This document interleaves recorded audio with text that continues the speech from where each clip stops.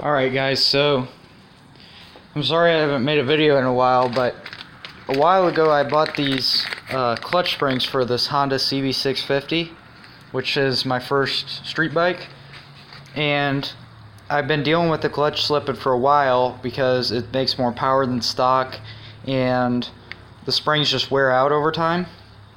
And basically you can either change your clutch pads out for some better ones and then sand the discs back down, the metal discs, and make it really grippy, or you can change your clutch springs and then affect your clutch lever, how hard it is to pull it.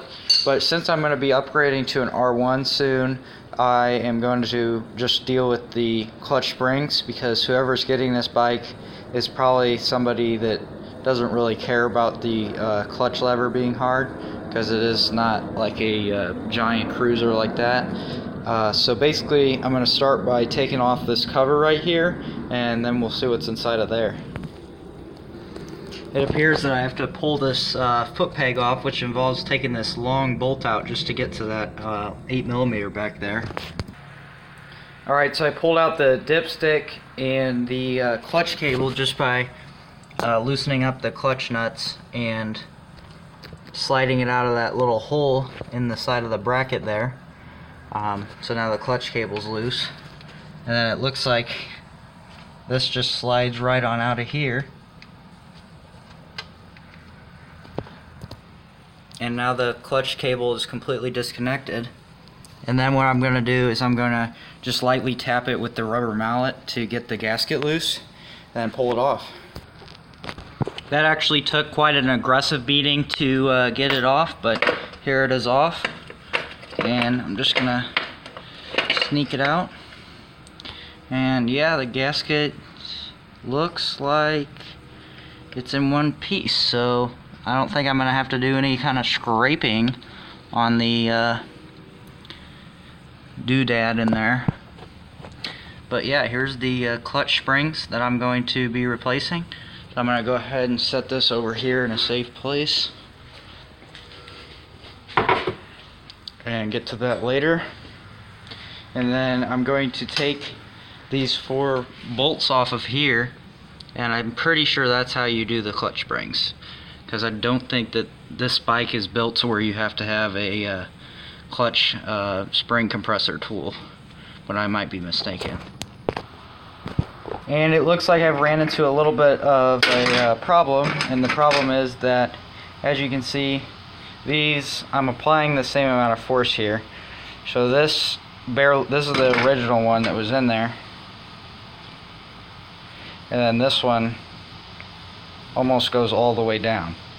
So these ones that were in here are actually stronger than the ones that I bought, which is kind of stupid, but you know, it was like $15. So basically what's going to happen now is I'm not going to spend $60 on these springs and have to wait, because now my motorcycle is apart. So what I'm going to do is I'm going to go up to the hardware store and actually buy some washers that are perfect, and I'm just going to put like 1 or 2 spacers in each one, and that's going to really increase the spring pressure by a lot. And I might have a hard time getting it back together, but it's going to be no more clutch slippy. So, yeah, I'll see you when that's done. Alright, so I got these from Lowe's, and as you can see in here, there's a little bit of a dip where the spring goes into. So I bought 2 bags because I didn't see that at first, but now that I see it, I'm not going to use 8 of them, which is 2 per spring, because then the spring is going to be like almost maxed out, and when you're holding the clutch in, that would be bad for the spring. So basically what I'm going to do is use 4 of them, 1 for each, and just send it that way. I mean, there's not much else I can do. These springs are pretty strong, and it's probably going to increase the clutch pressure by like at least 100 pounds, if not more, which with all those discs is going to increase the sliding force that it's going to take to break it loose. So yeah, these are definitely going to help out a big amount, so I'm going to go ahead and put these on. Alright, so I got those installed, and you can see that the springs are very, very tight. I do not know if they are completely compressed or what. So I'm going to go ahead and test it out and see what the deal is with that.